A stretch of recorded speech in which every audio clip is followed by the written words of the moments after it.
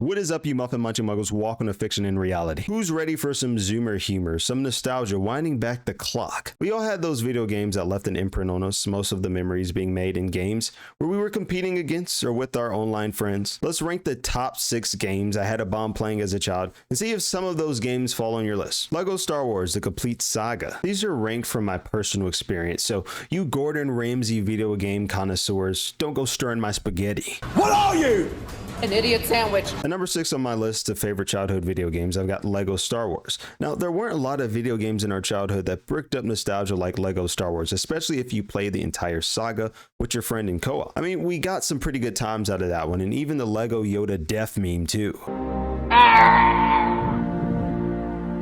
I mean, guys, I know I'm not the only one who was wielding and whipping my Wii remote around like Darth Maul. Other than that, what made this game so cool, and honestly all of the Lego games after it so memorable, was the co-op aspect. I mean, who could beat flailing around lightsabers with your friends while living through the complete saga of Star Wars episodes? There was something about destroying the blocks and finding what things you needed to build, and the anticipation of what you actually were building, that token or spark of creativity that fed your cravings for more. And also, let's not forget the actual huge roster of our favorite characters that Lego Star Wars The Complete Saga brought to the table. And what's more than that, the methods required to obtain them. The game had its own niche of boss battles where you and your friend, if you had one, would work through the stage to cleave away the lives of your enemy, sometimes using the devices you built to accomplish that goal. Even when compared to Lego Star Wars games of the present or other Lego games that came after, The Complete Saga still is quite anchored in its presence, perhaps even more than some Lego games of today, with both the variety and abundance of content it required and the overall quality of the player experience, which was enhanced through co-op play with your friends. Also, I'm curious, let me know your favorite Lego video game down below. Raging Blast 2 is at number 5 on my list of favorite childhood video games to play. I'm sure it was the same for a lot of you, but nothing Dragon Ball wise, in my opinion, ever hit as hard as Raging Blast 2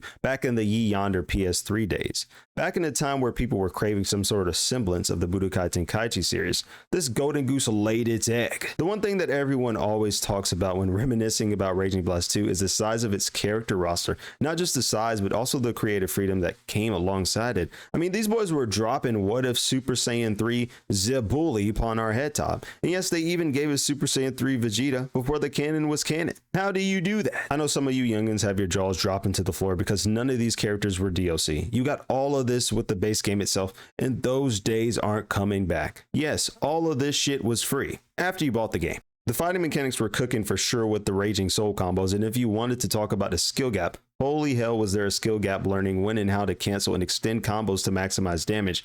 If we were to compare Raging Blast 2 to, say, Sparking Zero, there was way more of a competitive spirit to it defense-wise, as you weren't just able to zigzag, zoomy, teleport all over the place. You actually had to create openings, not just sit in place and spam perception. And bro, if you remember, Raging Blast 2 even gift wrapped a free 30-minute Dragon Ball episode for you. Hachiyak Eradicate the Saiyans. I still can't spell this thing's name right or say it right, but Hachiyak was definitely putting his hands on hips. Guys, we can't forget what happened after Raging Blast 2, an absolute slew of dog water drop. A slew of dog water Dragon Ball titles. Much of them locking the full range of the characters that players had access to before, which probably only heightened the pull toward Raging Blast 2 as the Dragon Ball titles moved forward. Raging Blast 2 gave us the freedom to transform with characters. It didn't lock us into a god-awful system like Ultimate Tenkaichi. When stacked against the Dragon Ball games that followed, Raging Blast 2 gave players autonomy that many realized they took for granted after that hot trash dropped after. The Galaxy mode was absolutely stacked as well, replacing the traditional story mode with progression trees, nested skill items, costumes, and in some cases enhanced character variations. Let's not downplay the Raging Blast 2 online tourneys. Typically any game where you can compete with your friends, beat the absolute crap out of them, and stand on the pedestal is going to lead to many of us reminiscing about beating the bricks out of our friends in online lobbies. But there's something particularly special about this Dragon Ball game and the autonomy it granted that anchored its position at number 5. If you played Raging Blast 2, let me know what your favorite character to use was. Ultimate Ninja Storm 3 is at number 4 on my list of favorite childhood video games to play. I don't think anyone will ever doubt that Naruto Ultimate Ninja Storm 3 was among the best that the series ever created, especially because we didn't have numbnuts spamming counters and then deleting us with Team Ultimate Ninja Jutsus. Storm 3 of course came with a large roster than the last Storm installment, and in addition even added a substitution meter for the weenies who couldn't time their substitutions right in Storm 2, effectively capping the number of times you could substitute. Now, I've had my fair share of qualms about Ultimate Ninja Storm, dash cut support guys, demons, using PTS Gara, post time skip Gara, and his dad, the fourth fraud Kage on his team, thinking he was top 3 in NA. But generally speaking, I think we all can say Storm 3 was a great awakening for what the Storm games could be. And like Raging Blast 2, one of the reasons it's so nostalgic is because it preceded the fluffy counter mechanics and captured the simplistic but balanced nature of the game, introducing instant awakening to some characters. That being said, one of my fondest memories of the Storm franchise were the immersive flashy cutscenes within the story itself that paired with these grandiose quick-time events to encapsulate us.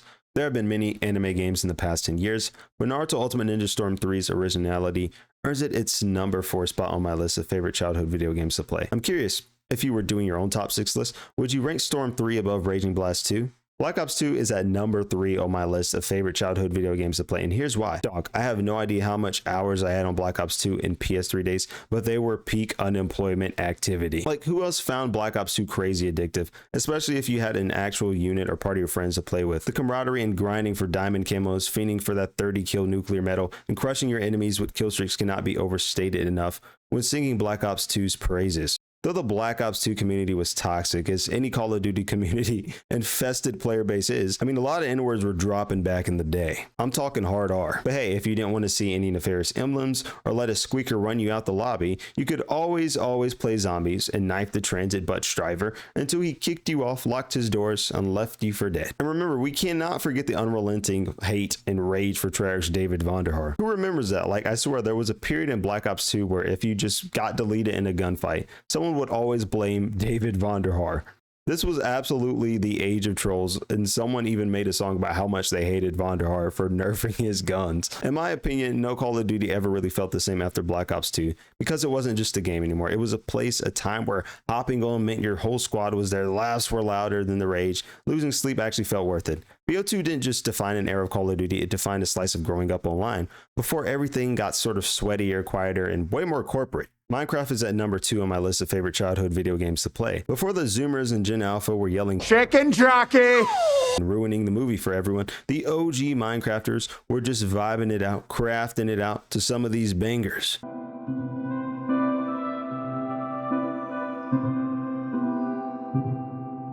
I mean, that music had us all doing the Finny Fold. I had some of my most enjoyable times on console when Minecraft arrived, though sometimes the crew would steal each other's diamonds, set a McDonald's sign completely made of wool on fire, in survival mode, by the way, and break out all the glass windows of my log house. When I played Minecraft on PS3, the vibes were absolutely immaculate. Getting your first diamonds and honestly just roaming around to see what you could find nested, hidden within the world. The best part about Minecraft, from what I could remember, was the genuine thrill of blending your creativity with other online players or people in your friend group you shared a world with, or just crafting things that you could continuously enhance in preparation for your quest to fell the Ender Dragon. Due to the sheer sense of enjoyment I got from playing Minecraft some 13 years ago, the creative freedom it fostered, and the adventure-seeking novelties that always left this unfulfilled craving to seek out more adventures, it's earned its number 2 spot on my list. What was your most memorable Minecraft moment? Was it finally getting those diamonds, beating the Ender Dragon, or something your friends built getting destroyed? Griefers. Destiny is at number 1 on my list of favorite childhood video games to play. There was just so much we had never seen done before the emergence of Destiny that left us swamped in its vast world building, its lore, and its power systems. The biggest pull for me, along with most people, I would assume, was the 6-person raid encounters that Destiny offered, ranging from the Vault of Glass to the Taken King's Fall raid.